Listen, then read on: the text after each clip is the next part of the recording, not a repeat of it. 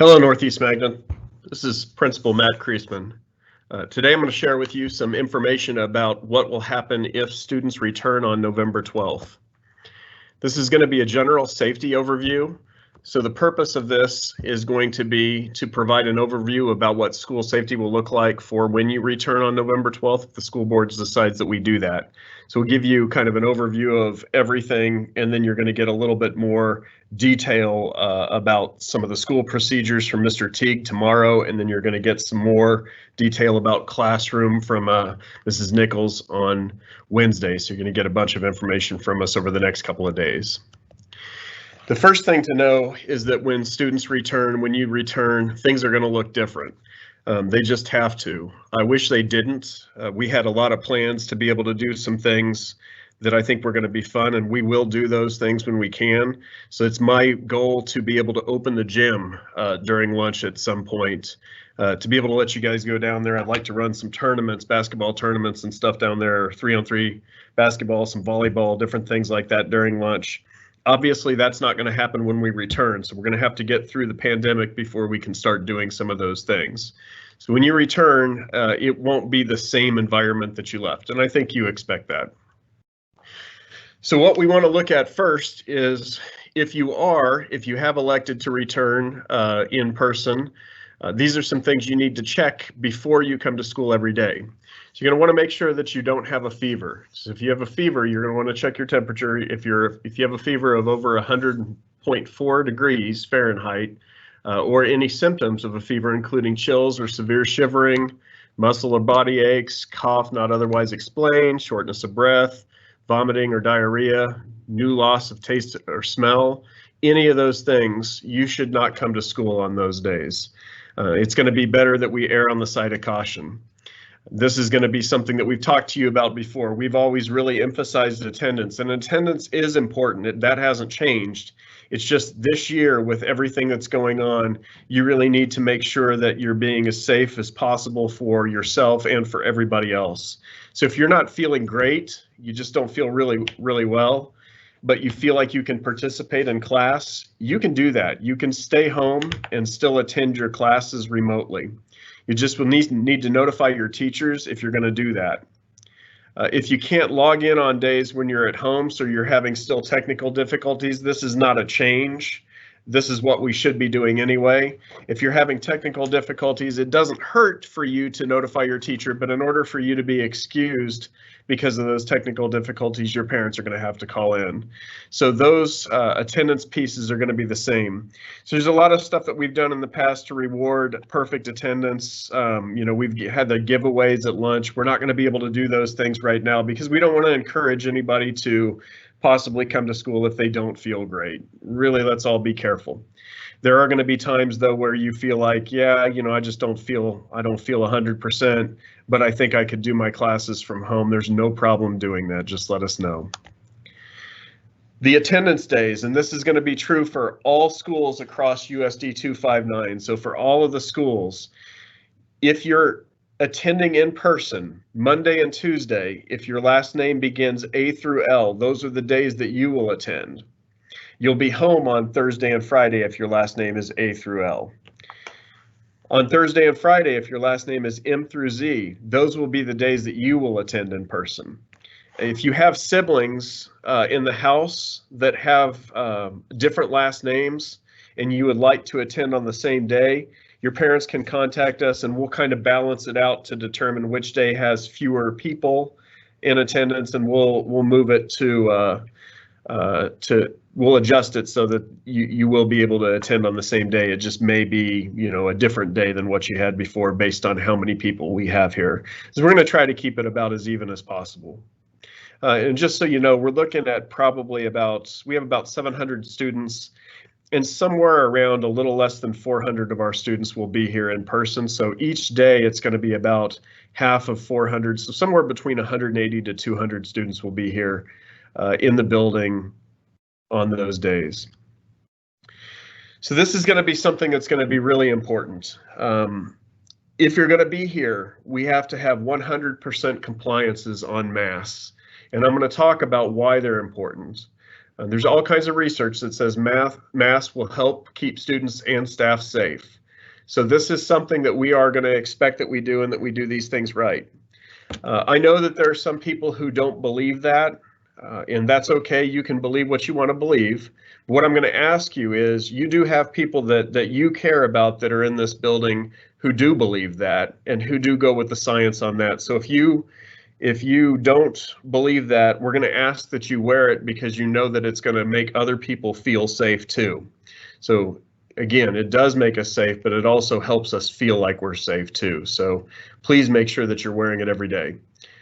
This isn't just about keeping students and staff safe though. It's about keeping all of our families safe too. So that's your families too.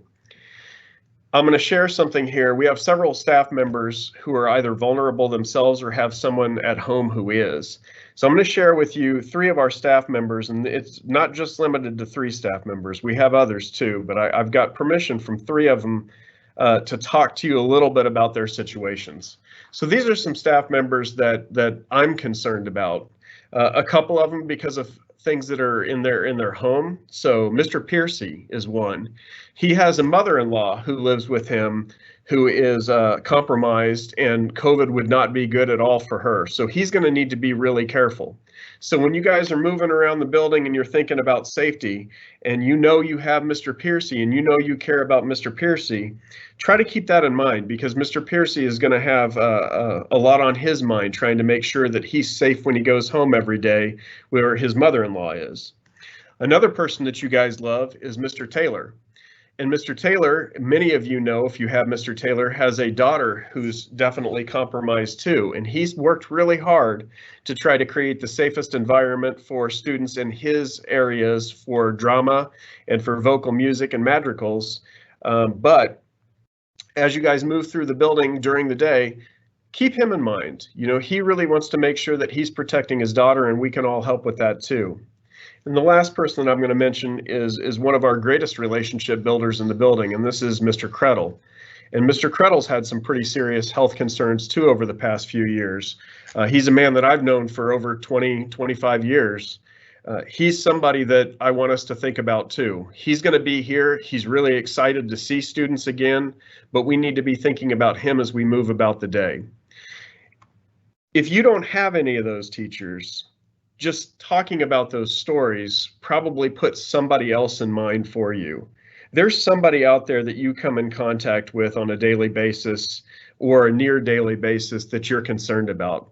As you move throughout the day and you're thinking about safety, keep that person's face in mind. You don't want to do anything that will compromise their safety. So let's be as safe as we can.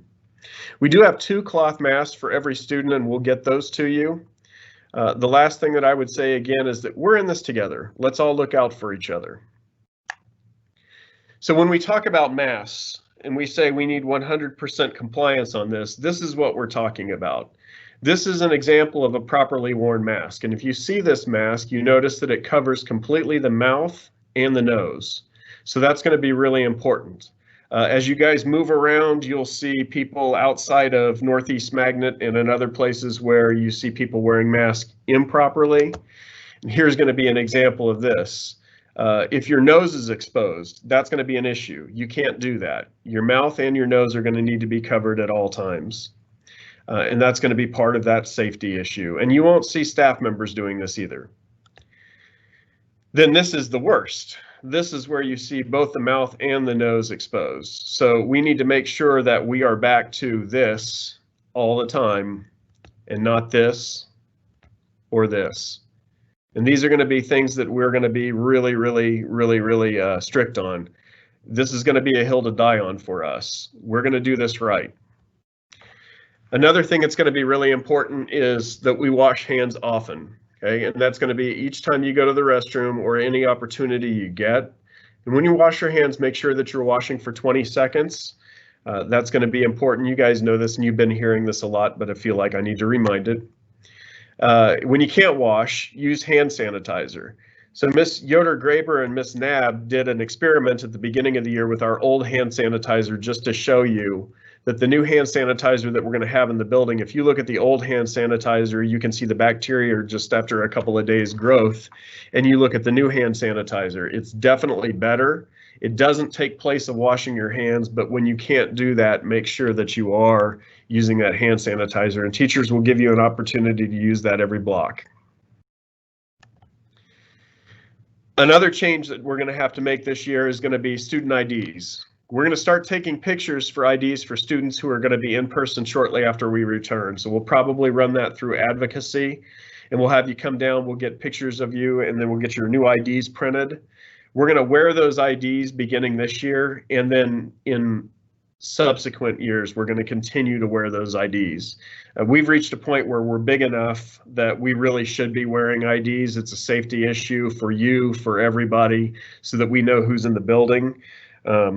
And especially this year when we're wearing masks, we're going to need to use those. Plus, anytime you get anything, you won't be able to punch your ID number in because of safety concerns. You'll have to scan, so you'll need to have that with you always. So we'll get those IDs to you early. We will also provide a lanyard for you when you return. So we'll have one that we'll give you, and we'll have a nicer one that you can buy from us. Or if you have one at home that you'd like to use, you can use that too. If you're remaining remote, we can print a new copy of your ID using last year's picture, or you can schedule a time to come and get a new picture should you need an ID. This might be if you're taking the ACT or you're applying for jobs or anything like that, and they're wanting to see a student ID, you could come and get that taken care of. If you don't want to take the time, we could just print you a new one with last year's picture. If it's just for one thing, we'd prefer we do that rather than have a bunch of people come in. But if for some reason you need a new one, we can take a new picture for you. So more information that's going to be coming to you soon. Again, tomorrow, Mr. Teague, one of our assistant principals, is going to talk to you about school-wide safety. So he's going to talk to you about things like the beginning of the day, what you're going to do when you first come to the building after you get off the bus. He's going to talk to you about what lunch is going to look like. He's going to talk to you about changes in maybe some of our traffic in the hallway. He'll talk to you about what dismissal is going to look like. So those will be all things that you'll want to hear tomorrow and be able to learn about. On Wednesday, our other assistant principal, Mrs. Nichols, is going to talk to you about classroom safety. So she'll talk to you about what your rooms are going to look like, the importance of having seating charts. You know, what you can probably expect is that a classroom will have somewhere between 6 to 10 people in it when you guys are in there. So you will be able to be socially distanced. You will have to keep your mask on, but they'll talk to you a little bit more about that tomorrow. All of these things are going to be important for you. Now, it's also important that we keep in mind that all of this could change throughout the school year. So the school board has agreed to meet again on November 9th, which was the date that you guys would come back. So on November 9th, the school board has agreed to meet again to review data, and it's possible that they could determine that we aren't coming back on the 12th. But I just wanted to share this stuff with you, and we want to share all of the other information with you too, just in case we do, so that you have an opportunity to process this. Again, none of this is about us trying to make this, you know, less fun or take away freedoms at school. This is about us trying to make sure that you're safe, that your families are safe, that our families are safe, and that our staff is safe. And I think that we understand that. We will move beyond a point where we will be able to start doing the fun things, and even some of the new fun things that I'd like for us to be able to do sometime, hopefully in the near future. So we are moving in that direction. We do care about you. We are looking forward to seeing you if you do get to come back.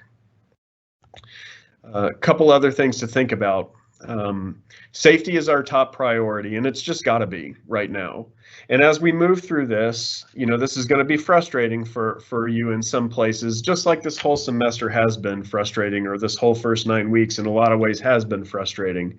But I have to say that all the feedback that I've gotten from teachers have said that our message of patience, grace, and flexibility, you've done a great job of doing that. I can't believe how well you've done in attending classes. I'm really impressed with the work that you've put in with your teachers.